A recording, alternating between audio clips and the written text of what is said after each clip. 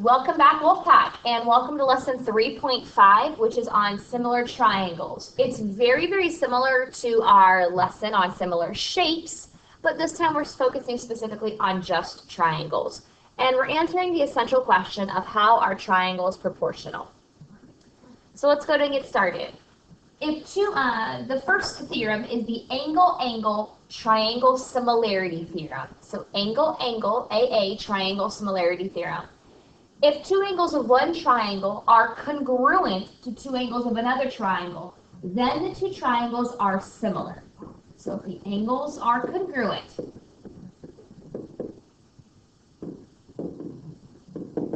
then the two triangles are similar. Doesn't mean that the two triangles are congruent. It means the two triangles are similar. The side-side-side triangle similarity theorem says if the three sides of one triangle are proportional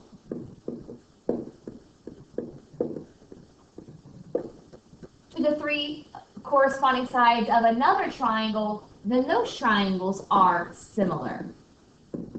And that's the side-side-side, that's three sides, similarity theorem. And then side-angle-side triangle similarity theorem says if two sides of one triangle are proportional, again, we're not talking about congruency, we're talking about similarity,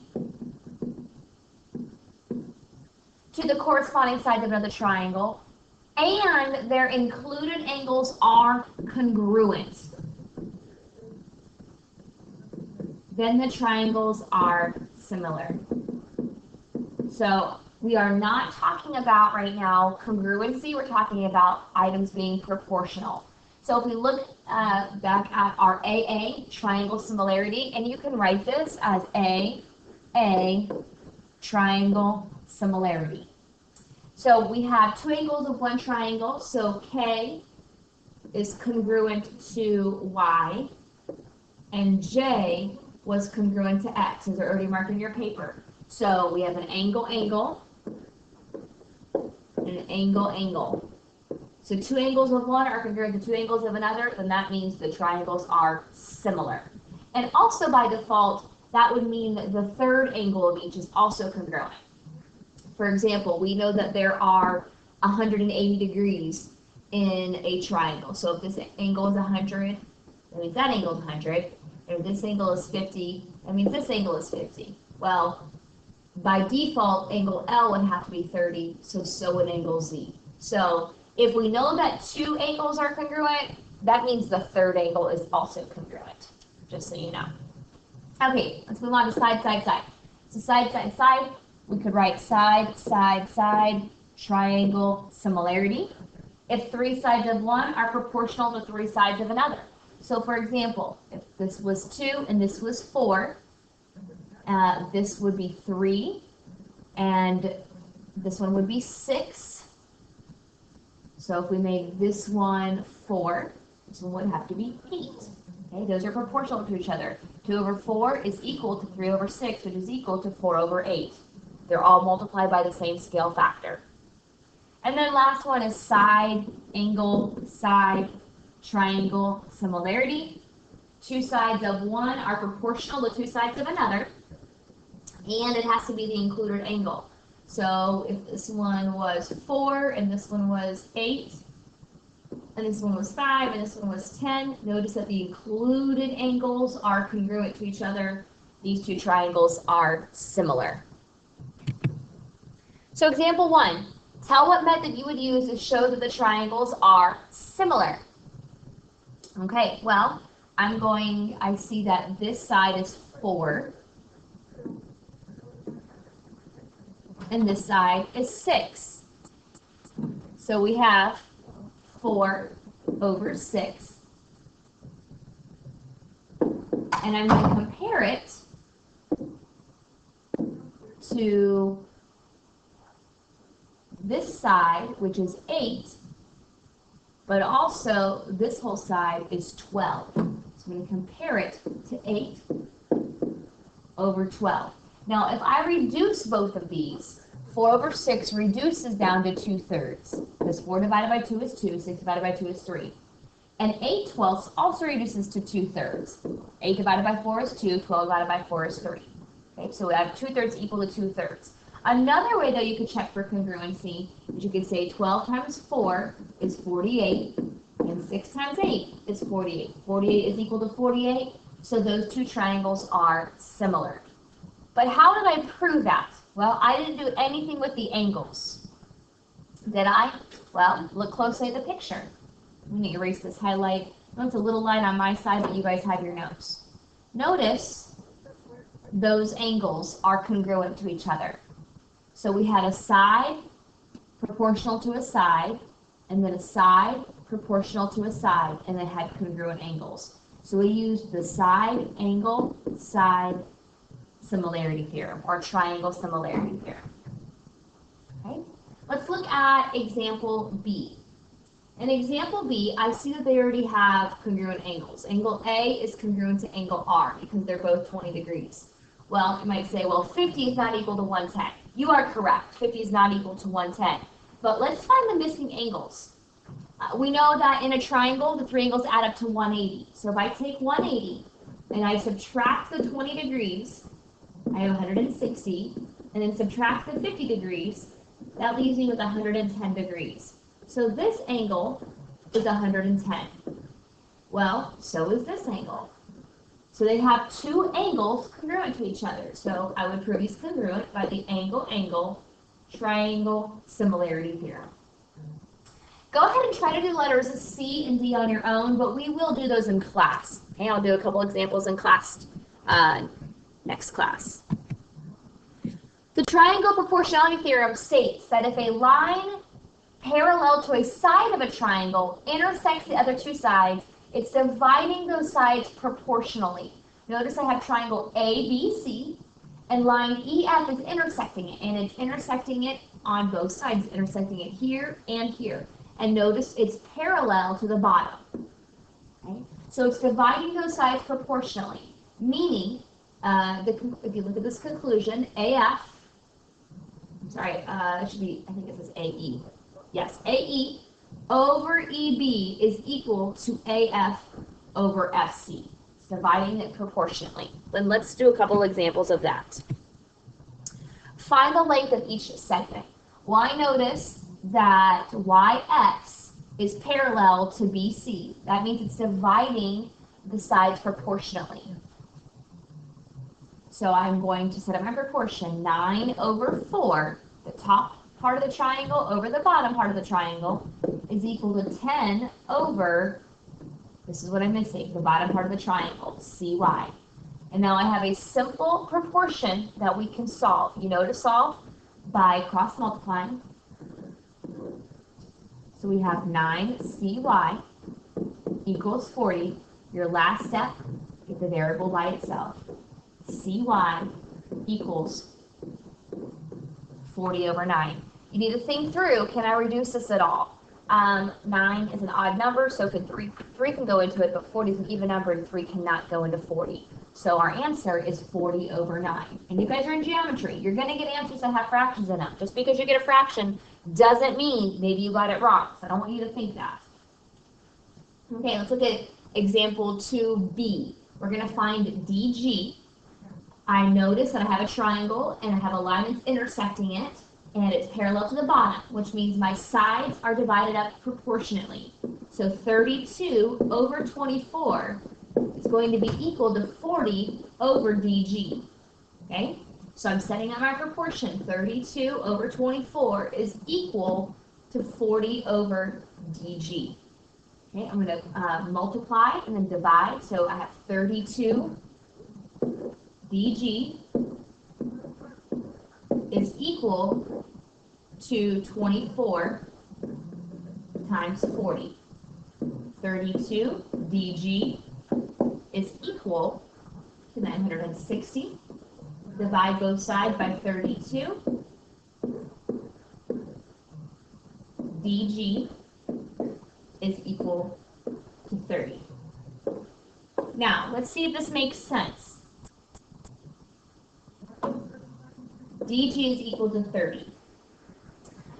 30 is less than 40, whatever number I got needed to be less than 40 because 24 is less than 32. So there's always little ways that we can check to see, does this make sense? If I would have got the number 60, I would have known, hey, wait, that doesn't make sense because it needs to be smaller than 40. So use some logic to check your answers. Example 3, on the map, First Street and Second Street are parallel. What is the distance from City Hall to Second Street along Cedar Road? So I'm going to, here's my triangle, okay? It said that First Street and Second Street are parallel, so it said in my problem that this street and this street are parallel. So it divided up, First Street divided my triangle proportionately, okay? I do not know the distance from City Hall to First Street. So that's the first thing I do not know. So I'm going to solve for that. So I have 2.1 over 2.8. I did from City Hall to First Street over First Street to Second Street. That's going to be equal to x over 2.4 from City Hall to First Street on the bottom, from First Street to Second Street, and I'm along Cedar Road. So 2.1 over 2.8 equals x over 2.4. You can cross multiply. 2.8x equals 2.1 times 2.4. And if you can combine steps, go ahead. 2.8x equals 5.04. Divide both sides by 2.8. X equals 1.8. So I found that from City Hall to First Street along Cedar Road is 1.8 miles.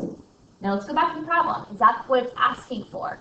It wants the distance from City Hall to Second Street. So starting at City Hall, all the way to Second Street along Cedar Road. So all the way to here.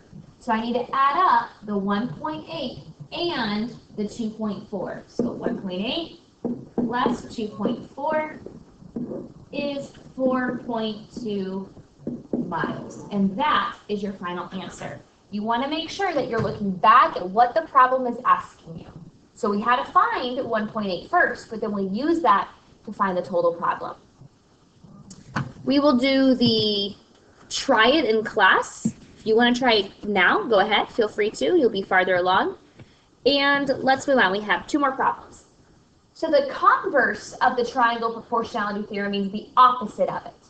So we learned that the triangle proportionality theorem states that if a line is parallel and it intersects the triangle, it's dividing it up proportionally. Well, if the triangle is divided up proportionally, then it proves the line parallel.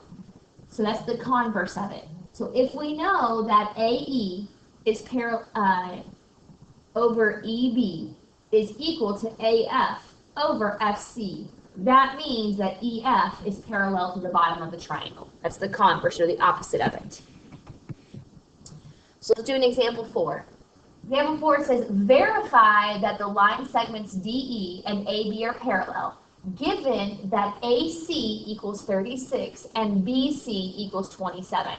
We're basically having to prove that those lines are parallel. Let's prove that the proportions are true. Well, if AC is 36, and I know that DC is 20, that means AD is 16. 36 minus 20 is 16. And if BC is 27 and EC is 15, 27 minus 15 is 12. So I need to set up these proportions and see, are these actually equal to each other? Is 36 over 16 equal to 15 over 12? Okay. So I'm going to cross multiply.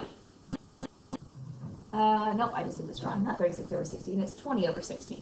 Sorry about that.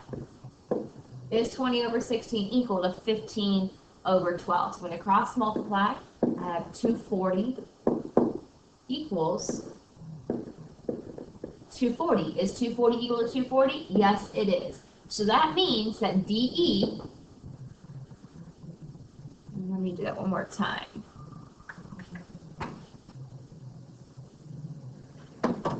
That means that DE is parallel to AB because the sides are proportional to each other. If you did it when I cross multiply, you also could have reduced 4 can go to 25 times, and 4 can go to 16 4 times. And then 3 can go to 15 5 times, and 3 can go to 12 4 times. So these fractions are also equal as well. So whatever way you prefer to prove that ratios or proportions are equal, go for it. Lastly, indirect measurement involves using the properties of similar triangles to measure the heights, lengths, or distances that are too great to be measured directly. If I wanted to measure how wide the Grand Canyon is, or how tall a tree is, I wouldn't be able just to do it with my ruler or my yardstick. I would have to use indirect measurement. And here's an example of that, our last problem of the day. We're going to find the indicated height of the palm tree. We're going to find the height of the palm tree, so I'm going to call that x, using the measurements shown in the figure and the properties of similar triangles. So I am being told to assume that these two triangles are similar, which means I can use proportions to solve for them. So it's as simple as 1 meter over 1.6, 1 over 1.6 is equal to x over 7.2. Cross multiply and divide at 7.2 equals 1.6x. Divide both sides by 1.6. X is equal to 4.5. And that's it. Simple as that. You're setting up a proportion, you're going to multiply and then divide. Sometimes you might have to distribute and all of that, but the main part is always the same. Set up a proportion, multiply, and then divide. One thing you want to check on is to make sure your units are the same. Notice all of these were in meters, meters, meters. If they weren't the same, which we'll have some in class that are not the same, we might have to do something else to get them all the same. But it's basically just comes down to setting up a proportion and solving. Please make sure you have this done. We will do the problems we missed plus the examples in the back together. If you have any questions, make sure you're writing them in your margins, and I will see you in class. Have a great day, Wolfpack.